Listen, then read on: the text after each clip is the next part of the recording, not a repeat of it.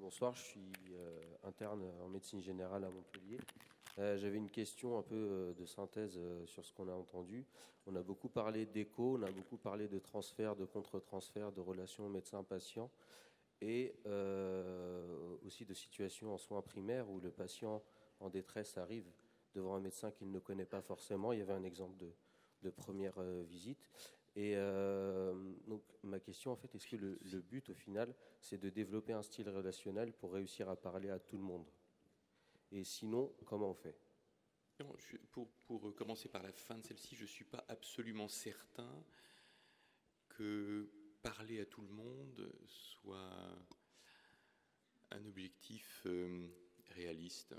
Je pense qu'on peut faire le constat qu'il y a des relations qui ne sont pas possibles et qui sont difficiles et qu'il faut passer la main. Alors maintenant, on est des praticiens de soins primaires, c'est-à-dire qu'on est le premier recours, également le dernier recours d'ailleurs. Donc effectivement, avoir une réponse pour laquelle on se dit que, par exemple, ce patient qui est en détresse et qui demande un secours à toi, qui représente le système de soins primaires, le plus important va être de trouver le style ou la posture plutôt qui va te permettre d'accrocher les choses. Et après, tout de suite ou après quelques consultations, de faire le constat que tu peux le prendre en charge, toi, ou si quelqu'un d'autre, dans le cabinet de soins primaires, ou un spécialiste de médecine générale ou d'une autre spécialité doit le prendre en charge. Peut-être que l'honnêteté ou l'authenticité dans ce cas-là, c'est de faire le constat que on est sur une consultation dont l'essentiel est de créer une relation et que le reste, il faut le laisser tomber. Et après, tout est possible. On ouvre les choses.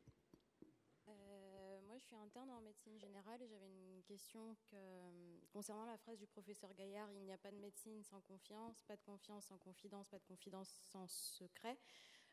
Du point de vue du médecin, en termes de confidence, où est-ce qu'on place le curseur ? Enfin, je veux dire, qu'est-ce qu'on peut se permettre de dire et jusqu'où on peut se permettre de le dire avant de passer la main à un confrère ? Je ne sais pas si c'est clair, mais...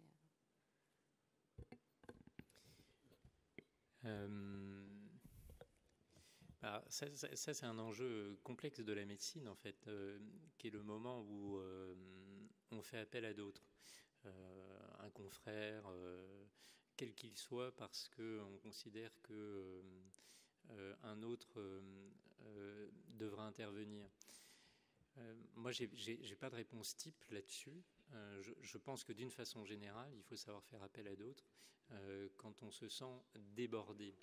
Mais ce qu'on a pointé d'une façon plus immédiate, c'est que ces confidences, elles ne viendront que si on garantit le secret à ces confidences. C'est vraiment, je le redis à mes yeux, le socle de l'exercice de la médecine. Mais aussi si on a l'ouverture, qui a été rappelée là à l'instant, qui permet à un individu de s'exprimer. Ça a été décrit dès le premier cas clinique. En fait, si on ne laisse pas la place à ces confidences, alors notre exercice, il peut être un exercice de plombier qui consiste à répondre très spécifiquement à ce qui semble être une demande en ratant complètement les enjeux de cette consultation. Et je crois que le risque, il est beaucoup plus important à ne pas entendre la demande du patient qu'à trop en entendre. Donc ce n'est pas une façon de ne pas répondre à cette question, mais je pense que le risque est beaucoup plus important à ne pas laisser la place au patient de l'expression de sa demande qu'à être débordé par cette demande.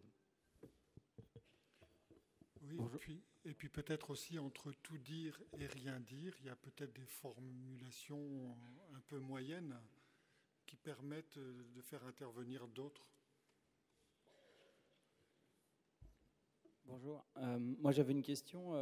Vous nous dites que finalement, la psychothérapie en médecine générale, c'est beaucoup la relation médecin-patient. Je voulais savoir si quelqu'un s'est déjà occupé dans ce cadre-là, de l'éventuel problème que peut poser en fait le fait qu'il y ait des internes et des remplaçants chez le médecin généraliste, dans la mesure où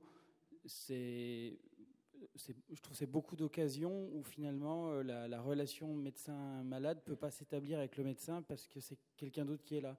J'ai eu cette sensation avec des patients qui ont vu 2-3 fois l'interne. Et après, ils arrivent, l'interne est parti, moi je suis là, et finalement, entre guillemets, ce qui a été fait avant, c'est un peu gâché, quoi. Alors, je voulais savoir s'il y a déjà des gens qui avaient cherché des trucs là-dessus, quoi, tout simplement. Merci de ta question. Je ne sais pas si...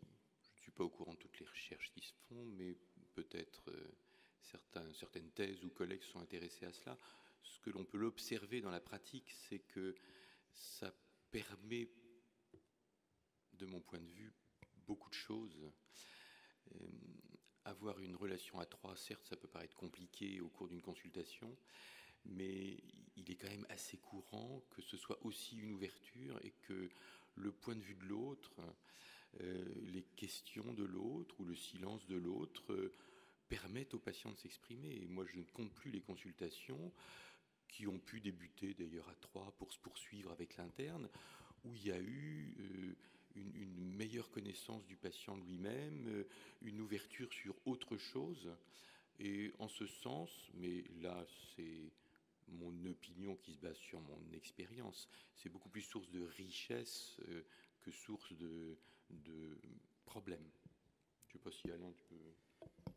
Oui, dans les démarches psychothérapiques, c'est souvent acquérir de nouveaux points de vue, partager des expériences, s'enrichir et voir les choses un peu différemment et modifier un peu des perceptions. Et en cela, si c'est accepté, amené, entouré, etc., la présence de quelqu'un d'autre accepté, ça permet de donner un autre éclairage, de stimuler un peu les choses. Et souvent, c'est accepté, en fait. Non seulement accepté, mais parfois même demandé. Après, il y a la question de la dilution. Si c'est 3 ou 4, 5 intervenants successifs, là, il y a un autre problème de dilution et de fil conducteur qui peut être perdu. Mais là il y a c'est à mon avis un autre problème, c'est dans la stabilité de la relation. Bonjour, je suis interne en médecine générale et je suis également un master de psychologie. Et je voulais simplement vous poser la question de savoir si, dans toutes les interventions que j'ai entendues, j'ai beaucoup repéré d'éléments qui s'inscrivent plutôt dans une orientation psychanalytique ou rogersienne. Et est-ce qu'on n'entretient pas une forme de dualisme à vouloir dissocier d'un côté quelque chose qui serait de l'ordre de l'émotionnel qu'on théoriserait et de l'autre la pratique faussement réassurante du somatique? Est-ce qu'on n'entretient pas une forme de dualisme au sens où la psychologie, notamment clinique, fait beaucoup de progrès ces dernières années qui sont un peu lents à s'inscrire en France, mais la 4e vague des TCC, par exemple, thérapie cognitivo-comportementale, s'intéresse beaucoup à l'émotion et à sa place de façon également étayée par autre chose que des doctrines d'auteurs. Donc voilà, est-ce que en entretenant un petit peu ce côté de la psychothérapie qui serait seulement quelque chose de relationnel et de subjectif pur, on reste pas aussi dans une forme de dualisme? Est-ce qu'il ne faut pas réintégrer la psychothérapie dans une approche plus intégrative, donc qui comprend aussi les approches cognitivo-comportementales, les approches humanistes, les approches systémiques dont on n'a pas du tout parlé, par exemple? Oh, il n'est pas possible de tout dire. Il n'est pas possible de tout dire en une présentation. On est forcé de s'axer sur un certain axe, mais il est évident que non seulement dans mon esprit, je peux dire notre esprit, il n'y a pas d'exclusion, mais en pratique, ça m'arrive moi d'être dans le motivationnel, les TCC avec une psychologue et le patient consulte aussi quelqu'un qui est dans le entre guillemets le psychanalytique. Donc non, il n'y a pas de volonté d'exclusion du tout. Et peut-être que, de la part de ma présentation et des autres, je ne pense pas. Après, il y a des querelles d'école que vous connaissez qui sont sans doute stériles, comme toutes les querelles d'école. Oui, je suis tout à fait d'accord. moi, d'ailleurs, je pourrais dire que ma culture n'est pas psychanalytique. Moi, je fais plutôt des neurosciences et les psychothérapeutes avec lesquels je travaille, on a évoqué Christophe André, par exemple, son activité, c'était dans mon service, donc c'est clairement autour de ces approches-là. Je crois qu'il faut simplement considérer que les querelles de chapelle, d'obédience entre les différents courants psychanalytiques, psychothérapeutiques d'une façon générale, ça nuit beaucoup à ce que nous puissions bénéficier des lumières de chacune de ces approches. Je crois qu'il faut simplement faire feu de tout bois et que en la matière, il n'y a pas de religion qui tienne. Donc je souscris tout à fait à la question de TCC, quatrième vague, qu'est-ce que ça nous apporte, comment on peut le penser, etc. Et peut-être que ça revisite le paradigme, mais en même temps, bien que je ne sois pas psychanalyste, je pense qu'il faut écouter les psychanalystes parce qu'il y a un savoir qui, au-delà du jargon, est de fait intéressant pour tout médecin. Un dernier commentaire peut-être de la part de nos intervenants. Je voulais juste reparler des médicaments. Ah oui. Alors, je prescris des médicaments et des antidépresseurs. Ok, soyons clairs là-dessus. Après, les données factuelles sont ce qu'elles sont. Elles sont très très compliquées à analyser et faire des inférences sur les données disponibles, c'est très difficile. Je crois qu'un message essentiel que je tente, je répète et que j'essaye de faire passer auprès de mes internes, c'est pas une urgence de prescrire un antidépresseur. Prends ton temps. Il y a aucune urgence à ça. Et la plupart du temps, tu verras que le médicament, c'est toi. Et que, après, oui, effectivement, dans les formes sévères, dans ce qui n'est pas tristesse, lisez le bouquin d'Horvitz à propos de la tristesse, eh bien, oui, là, on peut prescrire. Le problème, c'est qu'on ne sait pas toujours exactement chez quelle personne on va avoir une bonne réponse. Mais ça, c'est un autre problème. Donc il n'y a pas d'opposition. Oui, non mais je m'en doutais. Hein. Je rebondissais parce qu'il était quand même écrit un moment égal placebo dans des études. Je suis un peu dans la provocation. Ah oui, je préférais.